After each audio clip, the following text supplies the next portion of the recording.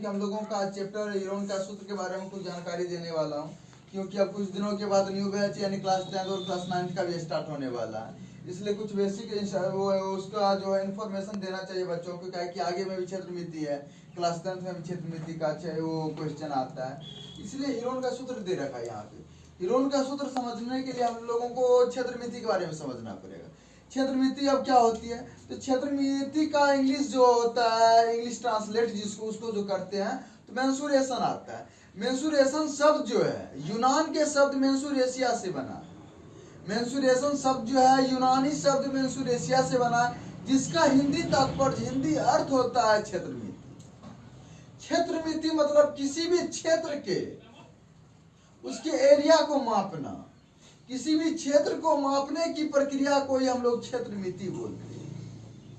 उसी के बारे में आगे जानने वाले हम लोग। पिछले क्लास में क्लास 8 में भी त्रिभुज का क्षेत्रफल क्या होगा, आयत का, तो वर्ग का, तो समचतुर्भुज का, इस तरह से अनेकों प्रकार के आकृति का हम लोग ने क्षेत्र मिति निकाल चुका। अब आगे देख रहा हूँ ये हीरोन का सूत्र। हीरोन का सूत्र जो होता है त्रिभुज के सूत्र पे लागू होता है, त्रिभुज के क्षेत्रफल पे लागू होता है हीरोन का सूत्र। उसी के बारे में आगे जानकारी लेना है। अब सबसे पहले हमको लिखना है क्षेत्र मिति किसे कहते हैं।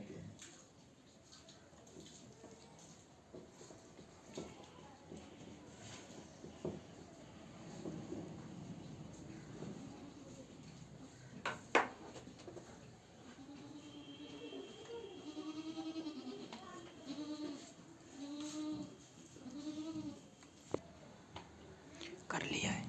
गणित के जिस शाखा के अंतर्गत, गणित के जिस शाखा के अंतर्गत किसी भी आकृति की, गणित के जिस शाखा के अंतर्गत किसी भी आकृति की लंबाई, क्षेत्रफल, वक्र पृष्ठीय क्षेत्रफल एवं वक्र पृष्ठीय क्षेत्रफल हो गए यहाँ पे, वक्र पृष्ठीय क्षेत्रफल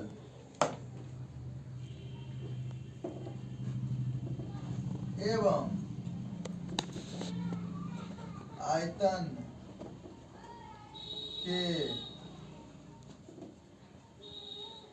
बारे में अध्ययन किया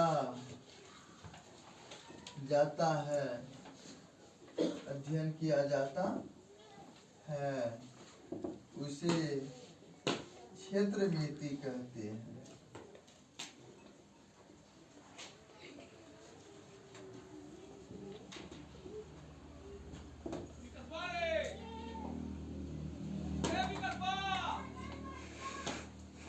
क्षेत्र मिति के बारे में समझ गए। जो अगर हम लोग किसी भी एरिया यानी कोई भी फ्लैट दे रखा है, उसकी लंबाई हमको ज्ञात करना, उसका क्षेत्र निकालना है, उसकी आयतन निकालनी है, तो उस जिस अंतर्गत से हम निकालते हैं, जिस शाखा के अंतर्गत निकालते हैं, ब्रांच के अंतर्गत निकालते हैं, उसी को क्षेत्र मिति बोला जाता है। अब तो ये भी जानना पड़ेगा ना, तो उसकी इकाई क्या है। क्षेत्र मिति किसी का निकाल रहा हूँ, क्षेत्रफल निकाल रहा हूँ, आयतन निकाल रहा हूँ, उसकी लंबाई को ज्ञात कर रहा हूँ, तो उसकी इकाई क्या होगी। तो ये बात याद रखने वाली है कि क्षेत्रफल की इकाई, क्षेत्रफल की इकाई हमेशा वर्ग होती है, वर्ग होती है।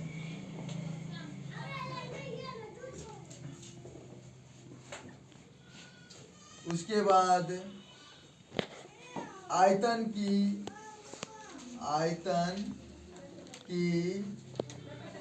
इकाई घन होती है, आयतन की इकाई हमेशा घन होती है, घन होती है। क्षेत्रफल की इकाई हमेशा वर्ग होती है, और आयतन की इकाई हमेशा घन होती है। मतलब वर्ग का मतलब क्या, मीटर में या सेंटीमीटर में या किलोमीटर में। इसी तरह से वर्ग हो सकता है, लंबाई को मीटर में नापा जा सकता है, सेंटीमीटर में नापते हैं, किलोमीटर में नापते हैं। तो इसलिए उसको अगर किलोमीटर में आ रहा है तो वर्ग किलोमीटर हो जाएगा। किलोमीटर में आ रहा है तो वर्ग किलोमीटर, मीटर में आ रहा है तो वर्ग मीटर, सेंटीमीटर में आ रहा है तो वर्ग सेंटीमीटर। इस तरह से हम लोग किसी भी क्षेत्रफल को निकालते हैं तो उसके लास्ट में हमको उसका इकाई को इंगित करना पड़ता है। और आयतन निकालते हैं तो घन किलोमीटर, घन किलोमीटर, घन मीटर, घन मीटर और घन सेंटीमीटर, घन सेंटीमीटर। इस प्रकार हम लोगों को कोई भी अगर उसका आयतन निकाल रहे हैं तो उसके लास्ट में ये लिखना पड़ता है उसके इकाई के रूप में। ये नेसेसरी है, अनिवार्य है वर्ग और क्षेत्रफल और आयतन के लिए। अब जो है त्रिभुज का क्षेत्रफल पे यानी हीरोन का सूत्र जो हम लोग निकालते हैं वो त्रिभुज के क्षेत्रफल को निकालने के लिए क्या करते हैं।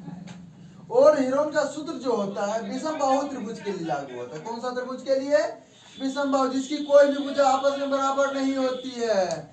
हम लोग तो समकोण त्रिभुज को निकाल लिए हैं। उसके बाद क्या बोलते हैं, समबाहु त्रिभुज का √3/4 भुजा स्क्वायर का इकाई हमेशा घन होती है। उसके बाद हम लोग हीरोन का जो क्षेत्रफल निकालेंगे, वो जो हीरोन का क्षेत्रफल हम लोग त्रिभुज के लिए निकालते हैं वो भी विषम बाहु त्रिभुज के लिए, जिसकी तीनों भुजा आपस में बराबर नहीं होती है।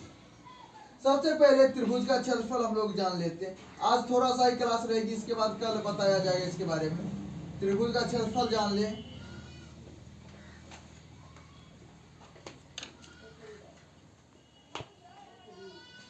क्षेत्रफल हो जाता है हाफ इंटू आधार इंटू ऊंचाई। अगर कोई बोलेगा क्षेत्रफल दिया हुआ है तो हमको आधार निकालने के लिए, आधार बराबर हो जाएगा 2 इंटू ये 2 उधर चला गया, 2 गुना क्षेत्रफल बटे ऊंचाई। और अगर ऊंचाई बोलेगा निकालने के लिए सेम टू सेम उसका उल्टा हो जाएगा, 2 गुना क्षेत्रफल बटे आधार, क्षेत्रफल बटे आधार। क्षेत्रफल को समकोण त्रिभुज का क्षेत्रफल बोलो या त्रिभुज का क्षेत्रफल बोलो एक ही होता है। तो समकोण त्रिभुज का क्षेत्रफल हो गया आपको ये, उसी में से आधार ऊंचाई और निकाल सकते हैं। आप देखो समबाहु त्रिभुज दे रखा है जिसकी तीनों भुजा बराबर होती है। समबाहु त्रिभुज का क्षेत्रफल निकालना है हमको। इसका हो जाता है √3/4 भुजा स्क्वायर, यानी कि इसमें टोटल भुजा जो होते हैं सब बराबर होती है, इसलिए यहाँ पे डायरेक्ट भुजा दे रखा है। अब समद्विबाहु, समद्विबाहु यानी वैसी भुजा, वैसी 2 भुजा जो आपस में बराबर हो। त्रिभुज क्या, वैसा त्रिभुज जिसकी 2 भुजाएं आपस में बराबर हो उसको बोलते हैं समद्विबाहु त्रिभुज। सम मतलब बराबर, द्वि मतलब 2 गो, बाहु मतलब भुजा, जकर 2 गो भुजा बराबर होगा ओकरे कहेंगे समद्विबाहु त्रिभुज। तो समद्विबाहु त्रिभुज का क्षेत्रफल हो जाएगा, क्या हो जाएगा 1/4 into B into 4a² minus b² का रूट अंडर। ए जो हुआ 2 भुजा बराबर जो है उसको ए बोलते हैं। ए बराबर हो गया बराबर भुजा, बराबर भुजा। बी हो गया तीसरी भुजा, यहीं तक रहा तीसरी भुजा। और कल बताएंगे विषम बाहु त्रिभुज, समकोण त्रिभुज हो गया ये, समबाहु त्रिभुज हो गया ये हो गया समबाहु त्रिभुज का, इधर हो गया समद्विबाहु त्रिभुज का, इधर हो गया समकोण त्रिभुज का। और कल विषमबाहु त्रिभुज का चलेगा जिसमें यानी कि वो क्या बोलते हैं हीरोन्स के सूत्र के बारे में बताया जाता है। तो आप लोगों को ये क्षेत्रवृत्ति क्या होती है, उसकी इकाई क्या होती है, घन की आयतन की इकाई क्या होती है, ये सबको लर्न करके घर से आना है।